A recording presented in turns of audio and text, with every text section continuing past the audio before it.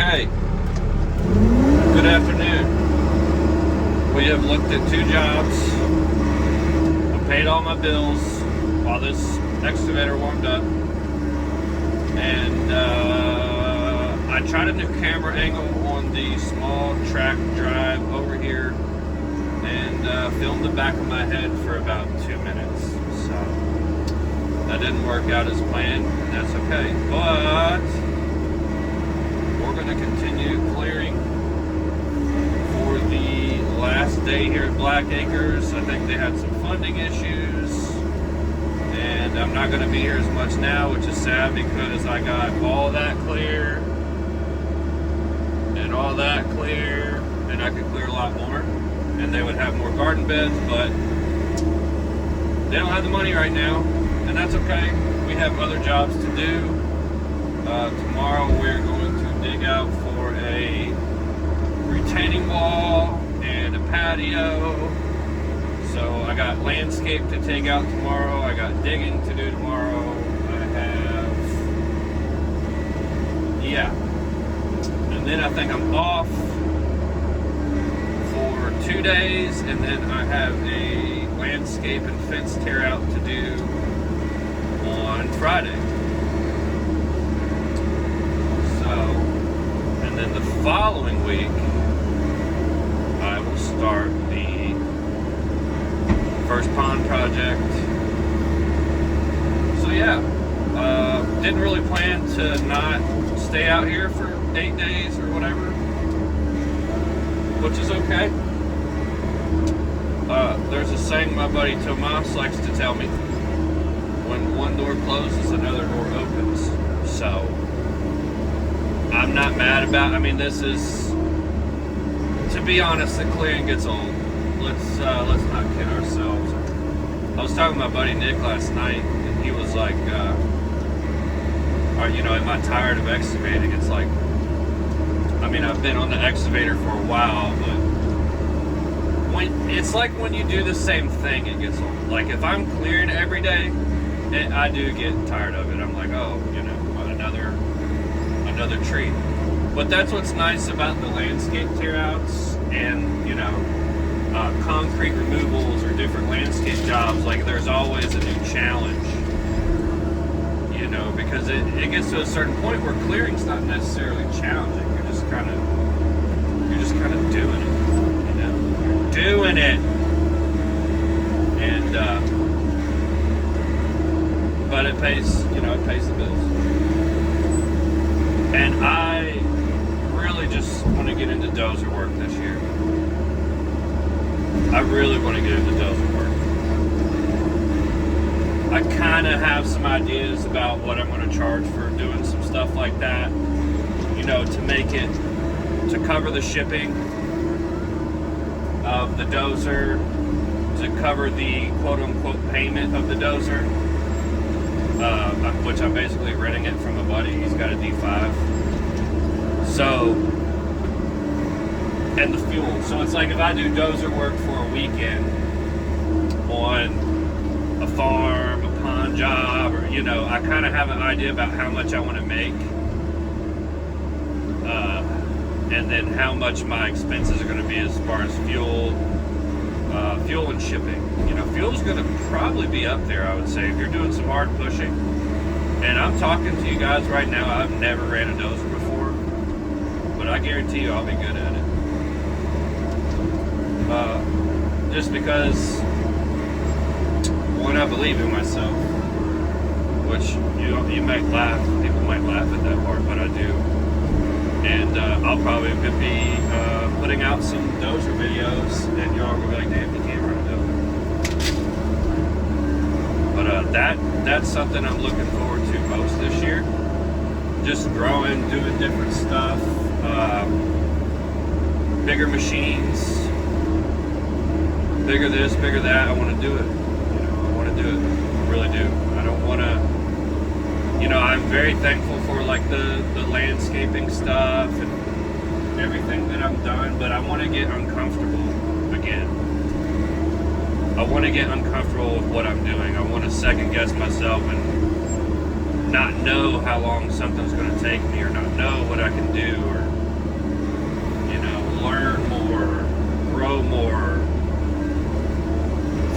like me or with a mindset like me, and there's a lot of people like this. I mean, my small group of buddies are like this. I mean, we're kind of conservatively growing hesitantly. Like, it just doesn't happen overnight. I mean, you look at some people and you're like, oh, they got all this stuff. None of this shit happens overnight. I mean, it takes years to do something. I have 2 pieces of equipment, 5 trailers, 1 truck. You know, I need more pieces of equipment. I need another trailer. And, you know, renting or borrowing people's to, like, make enough money or get your name out there before you can actually buy something is kind of what we do.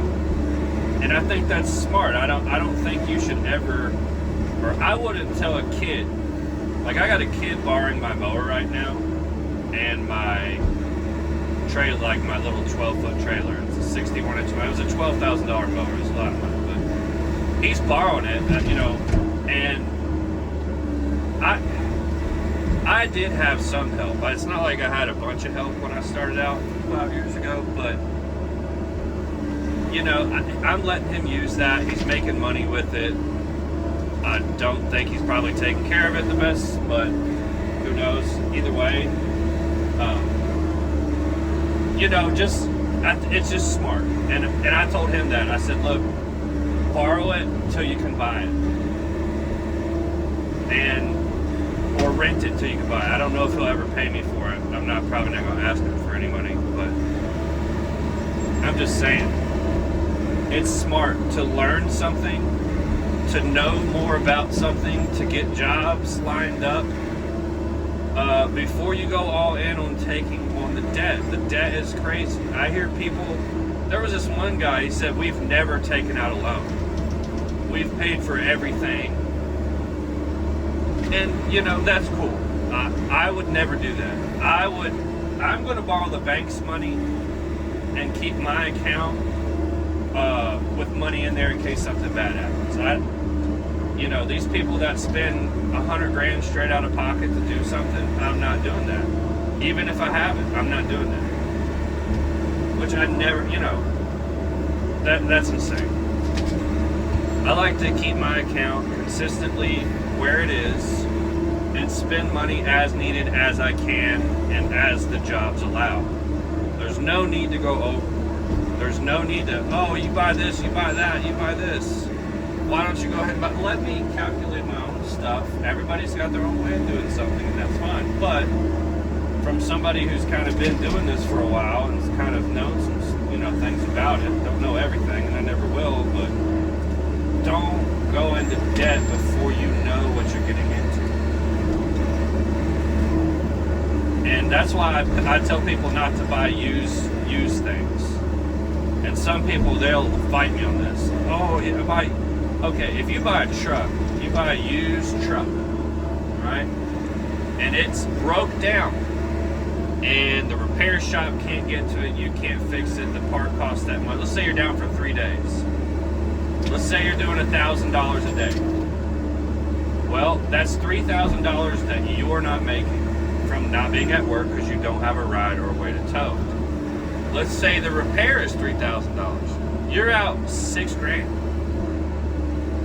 for one repair. And you're behind. And you're frustrated. And, alright, so why don't you get a new truck, take about a $500 a month more payment, and have everything squared away? You don't have to worry about not being reliable, not getting to the job. I spent years having Chevy 2500, 1500 breaking down on me. I spent $18,000 on one truck fixing it, out of work, like heat went out, like 2 different trucks. Until I was like, you know what? If my payments for the year on a truck would be less than what I just paid to fix these trucks. And so that's just my mindset about it. And that happened to me, so I'm not going to buy used stuff. Now, I will say, there are people I know that buy used stuff or have bought used stuff and they have the best luck with it. And I'm just like, that's, it's just not me. I don't have the best luck with it. And I have buddies that are, really guru-ish, like no cars, went to school for all that stuff, no trucks. They can fix it, and that's fine. But if you're not that guy, and you got to know you're not that guy. I'm not that guy. I don't want to spend time fixing shit. I just can't do it. I want to work and I want to make money. I don't want to, now you have the normal stuff. You still have to clean your equipment. You still got to grease your equipment. You got to fuel up your equipment. You got to ship your equipment. The last thing you want to be doing is working on your stuff. You don't make money working on your stuff. You make money being on your stuff and operating. With that being said, I see how other people get to, okay, buy used or whatever. Like, I understand the other side. And the other side's fine. I'm not saying one way's right, one way's wrong. I'm just saying, in my opinion, that's buy new stuff, but have your stuff lined up before you do it. Borrow before you go all in. Be smart about it. Have your jobs lined up. I mean, it took me 4 years to buy an excavator. One, because I went through a divorce and everything. It just, I was so broke after the divorce. God, I remember those days, but now everything's good. Anyways, that's part of why it took so long, but the other part was I was just scared. And I don't even know why I was scared, because once I did it, it's just normal now. Now I want something else. Now I need something else. Now it's just how it goes. And it's crazy because that's how it went with mowing. With mowing, you start out with a 30, a 36. Then you get to a 52. Then you get to a 61. Then you get to a 72. You grow. You get bigger. You need bigger depth. And I said this in videos before, that's probably how it's going to be in this equipment stuff. I mean, I'll always keep a Mini. And I'm talking to future John, okay? Future John will be on bigger equipment, and I'll probably clip a little bit of this video and put that in there. But it's okay to want to grow. The other thing I battled with too was, I need to be thankful for what I got. I need to stay the same. I need to pay off what I got. Okay, that's all true. I'm very thankful for what I got. But if I want to take on more responsibility, if I want to get uncomfortable, if I want to learn more, if I want to grow more, if I want to do any of those things, it's okay to want to do that. It's okay to want more and more and to challenge yourself more. I mean, if you don't do that, what's the... some people are content with, staying the same. I'll have the same old thing. I'll do the same old thing and just keep on going. I just can't see myself. I see that as a fast track to unhappiness, if I'm being honest. I'm going to have to turn down this heat here, Lord. But,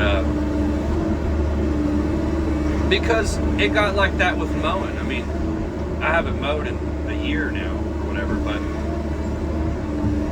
you just get to the job and you're just mindless. You're just a mindless person doing the same old mindless thing. And you can see it can get that way with clearing. Like, if you're clearing 10 acres, it can, you definitely have to be strategic, but at the same time, it's all just the same and you're doing the same thing. It's like doing different stuff, doing bigger stuff. You got to keep the mind, you got to keep the mind going. And that's just how my mind works. People probably watching this going, what the hell is this guy talking about? Is he on drugs? No, I'm not on drugs. That's how my mind is. And it's okay to be that way. And it's okay to not be that way. It's called ranting in an excavator. That's what I do. This is what I do for a living. I'm ranting in an excavator. Some days I don't talk at all because I feel like it. Today I kind of had a lot to talk about, and I think what set me off is I was talking with our internet provider because, as people know who watch the videos, I moved out of the apartment and I moved into a house. Well, I go to shut down the internet, like, hey guys, I don't need internet anymore. Can you take me off the thing? I talked to 3 different people just to cancel my internet service. And it's just like, why can't I talk to one person and they're just like, well, anyways, the last guy I was talking to, he had to read me a whole bunch of stuff, and he just sounded so upset that he had to be at work, or he had to talk to somebody, like very passive aggressive, like, excuse me, sir, you know. And I just got to thinking, like, these people that don't challenge themselves and use their minds end up like that. And you can tell right away when you talk to them. And it's their own fault. You chose that job. You chose to do that. Or you made decisions to put yourself in that position to where you had to do that job. That's not my fault. Don't take it out on me. Don't be an asshole. I just want to cancel my internet. I don't want to hear about why, like, don't ask me why I'm canceling it. I'm canceling it because I moved and you all don't provide internet where I moved. Plain and simple. No, you can't help me out anymore. Cancel my shit. I'm sorry you hate your job. Okay? But that's got nothing to do with why you're being passive aggressive and having a tone with me. And normally, you know, I rub this stuff off normally, but today I was just like, God, you hate your life that bad. You know, I'm all happy, in a good mood. Today's a good day. You know, staying on the positive thought track. And, you know, there's people out in the world, they try to bring you down and you can't let them. You can't let them. Anyways, I don't know where I'm going with all this. I'm just talking, but somebody tried calling me, so I'm going to get off. I might film one more time. So yeah, I'll see y'all in a little bit. Alright, we're on the last couple of pushes here. As you can see, we got all that and all that for the view. So yeah, they'll have to disc this or root rake it with the tractor or whatever they got here. And you know, I can't get every little half-inch tree, quarter-inch tree or whatever, but I basically just blade everything off, push it all into a pile, and they can do whatever they want with it. Because they have some equipment here. I don't think anything too crazy, but I think a tractor. And yeah, that's gonna do it for today. We're going to a little, kind of going to be a little bit of a challenging digging job tomorrow. There's a few odd stuff, but I'm excited for it, and I'll see you then.